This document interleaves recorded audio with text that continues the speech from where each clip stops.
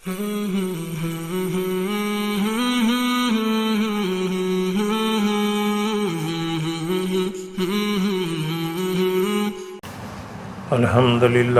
نحمدہ نصلی علی رسولہ الکریم،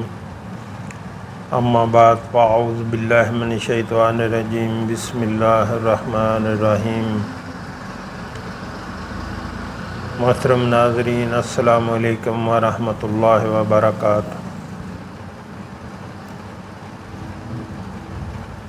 صحابہ کرام رضوان اللہ اجمعین کو رسول اللہ صلی اللہ علیہ وآلہ وسلم سے اس قدر شدید محبت تھی، اس کا اندازہ آپ حضرت عائشہ رضی اللہ تعالی عنہا کی اس روایت سے کر سکتے ہیں۔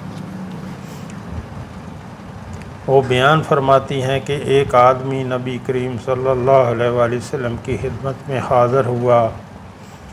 اور کہنے لگا، اے اللہ کے رسول صلی اللہ علیہ وآلہ وسلم،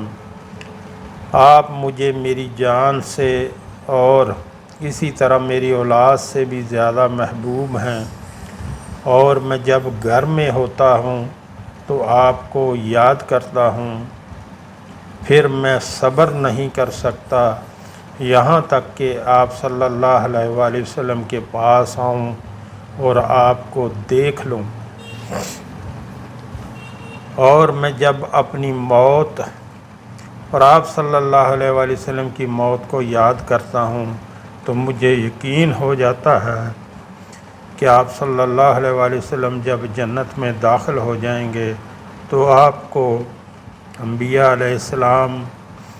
کے ساتھ اعلیٰ درجات میں بھیج دیا جائے گا، اور اگر میں جنت میں داخل ہوا تو مجھے اس بات کا اندیشہ ہے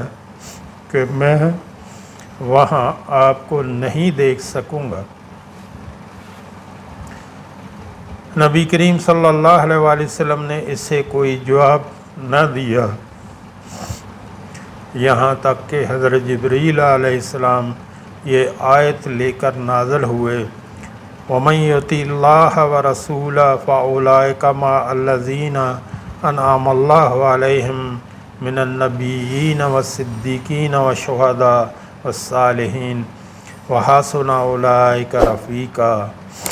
اور جو لوگ اللہ اور اس کے رسول صلی اللہ علیہ وآلہ وسلم کی اطاعت کریں گے وہ جنت میں ان کے ساتھ ہی ہوں گے جن پر اللہ نے انعام کیا ہے، یعنی انبیاء، صدیقین، شہداء اور صالحین، اور یہ لوگ بڑے ہی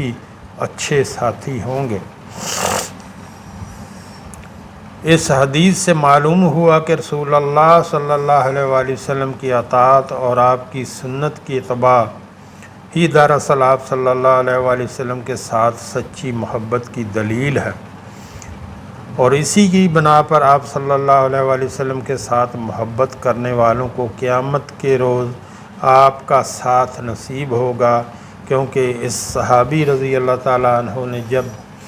اس اندیشے کا اظہار کیا کہ شاید وہ جنت میں نبی کریم صلی اللہ علیہ وآلہ وسلم کو نہیں دیکھ سکیں گے، تو اللہ تعالیٰ نے اس کا جواب یہ دیا کہ اگر تم اللہ اور رسول کی اطاعت کرو گے تو تمہیں انبیاء کا ساتھ ضرور نصیب ہوگا۔ یہ اس بات کی دلیل ہے کہ صرف محبت کا دعویٰ ہی کافی نہیں ہے، بلکہ اس کے ساتھ رسول اللہ صلی اللہ علیہ وآلہ وسلم کی اطاعت و فرما برداری بھی ضروری ہے۔ تو محترم ناظرین، اطاعت و فرما برداری کیا ہے؟ اطاعت یہ ہے کہ جو کام رسول اللہ صلی اللہ علیہ وآلہ وسلم نے کرنے کا حکم دیا وہ کام ہم کریں، جس کام سے منع فرمایا وہ کام سے منع ہو جائیں، اور جو جیسے آپ صلی اللہ علیہ وآلہ وسلم کام کرتے تھے ویسے ہی انہی کے طریقے کے مطابق کام کیا جائے۔ مثلا کھانا کیسے کھاتے تھے رسول اللہ صلی اللہ علیہ وسلم ویسے کھانا کھایا جائے، سوتے کیسے تھے اور نماز کیسے پڑھتے تھے، روزے کیسے رکھتے تھے، ایک ایک لمحے میں کام تو ویسے بھی آپ نے کرنے ہیں، تو اگر جو کام کرنے لگیں تو یہ دیکھ لیں، یہ سوچیں کہ ہمارے آقا صلی اللہ علیہ وآلہ وسلم نے یہ کام کیسے کیا تھا، انہی کے طریقے کے مطابق وہ کام کریں گے تو ایک تو فرما برداری ہوگی، جس سے آپ جو قرب نصیب ہوگا رسول اللہ صلی اللہ علیہ وسلم کا، ان کا ساتھ نصیب ہوگا جنت میں، اور اللہ کی رضا نصیب ہوگی، اللہ کی رضا حاصل ہوگی۔ تو محترم ناظرین، آگے بڑھنے سے پہلے یہاں آپ سے ایک میں گزارش کرنا چاہوں گا، ہمارے ہاں دن کے ٹائم میں ایک دسترخوان چلایا جاتا ہے جو کہ فری آف کاسٹ، بلا معاوضہ کوئی بھی اس میں کھانا کھا سکتا ہے۔ ہمارے آقا صلی اللہ علیہ وآلہ وسلم کا فرمان ہے کہ سلام کو عام کرو، یعنی سب کو سلام کرو، کوئی جاننے والا ہو یا نہ جاننے والا ہو، سب کو سلام کرو اور لوگوں کو کھانا کھلاؤ، سلامتی کے ساتھ جنت میں داخل ہو جاؤ گے۔ تو جو ہمارے بہن بھائی ملک میں یا ملک سے باہر، مثلا امریکہ، کینیڈا، برطانیہ، خلیجی ریاستوں میں اور یورپی ممالک میں رہتے ہیں، ان سے گزارش کروں گا کہ آپ بھی اس کار خیر میں اپنا حصہ ضرور ڈالیں، اور تاکہ یہ آپ کے تعاون سے اور اللہ کے کرم سے ہمیشہ چلتا رہنا چاہیے۔ آپ اپنی مہینے کی ایک ترتیب بنا لیں، اپنی سیلری میں سے یا اپنے کاروبار میں سے کوئی 5%، 10% یا جتنا اللہ آپ کو زیادہ توفیق دے نکال کے اللہ کے راستے پہ خرچ کیا کریں، اور اس طرح آپ کو آسانی ہوگی۔ اور یاد رکھیں، جو آپ نے اللہ کے راستے پہ خرچ کیا، اللہ سبحانہ و تعالیٰ اس کو دنیا میں بھی کئی سو گنا بڑھا کر واپس کر دیتے ہیں، اور وہ آخرت کا ذخیرہ بن جاتا ہے۔ اور جو آپ نے دنیا پہ خرچ کر دیا وہ ضائع ہو گیا۔ نیچے ویڈیو کے میرا واٹس اپ نمبر چل رہا ہے، اس پہ رابطہ کر کے آپ طریقہ کار پوچھ سکتے ہیں۔ اللہ ہم سب کو نیک عمل کی توفیق عطا فرمائے۔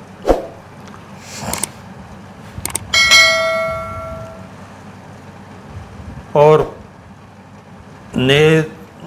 حضرت عمر بن عاص رضی اللہ تعالیٰ عنہ بیان کرتے ہیں کہ میں اسلام لانے سے پہلے رسول اللہ صلی اللہ علیہ وآلہ وسلم سے شدید بغض رکھتا تھا، پھر جب اللہ تعالیٰ نے میرے دل میں اسلام کی محبت پیدا کی تو میں نبی کریم صلی اللہ علیہ وآلہ وسلم کی خدمت میں حاضر ہوا، اور آپ صلی اللہ علیہ وآلہ وسلم نے کے ہاتھ پر بیعت کی، اور اس کے بعد میں رسول اللہ صلی اللہ علیہ وسلم سے شدید محبت کرنے لگا۔ وہ فرماتے ہیں، اور کوئی شخص ایسا نہ تھا جو مجھے رسول اللہ صلی اللہ علیہ وآلہ وسلم سے زیادہ محبوب ہوتا، اور نہ ہی کوئی ایسا تھا جس کا مقام و مرتبہ میری آنکھوں میں آپ صلی اللہ علیہ وآلہ وسلم سے زیادہ ہوتا۔ اور آپ کے عظیم مقام و مرتبہ کی وجہ سے میں اس بات کی طاقت نہ رکھتا تھا کہ میری آنکھیں آپ صلی اللہ علیہ وآلہ وسلم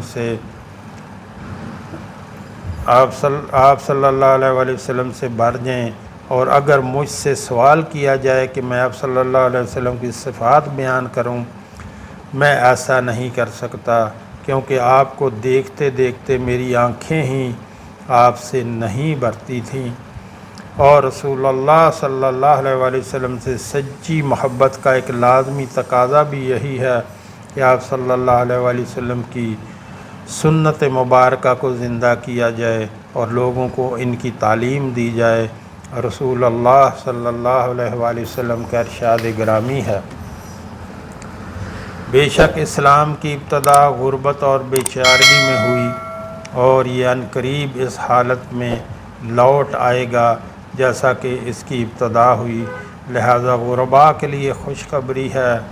آپ صلی اللہ علیہ وآلہ وسلم سے پوچھا گیا کہ غرباء کون ہوتے ہیں؟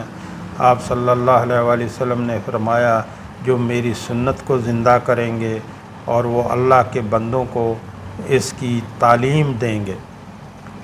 تو محترم ناظرین، سنت کے مطابق ہر عمل کرنا چاہیے، اس سے ہٹ کر کوئی بھی عمل جو ہے وہ عمل نہیں۔ سنت کے مطابق آپ جب زندگی گزاریں گے تو کام تو ویسے بھی کرنا ہے، لیکن جب کام کرنے لگیں، کوئی بھی کام کرنے لگیں تو پہلے اس کے اوپر غور کریں اور سوچیں اور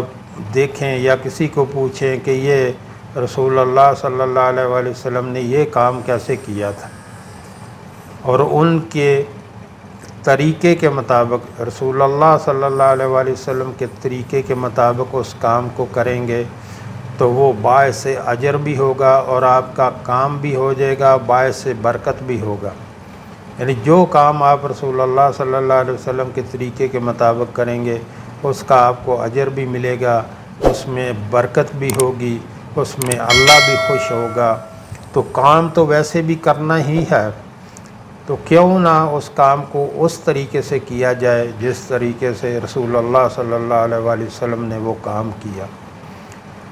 تو جو ہم نے پڑھا، جو ہم نے سنا، اللہ ہمیں اس پر عمل کی توفیق عطا فرمائے۔ وآخر دعوانا الحمدللہ رب العالمین۔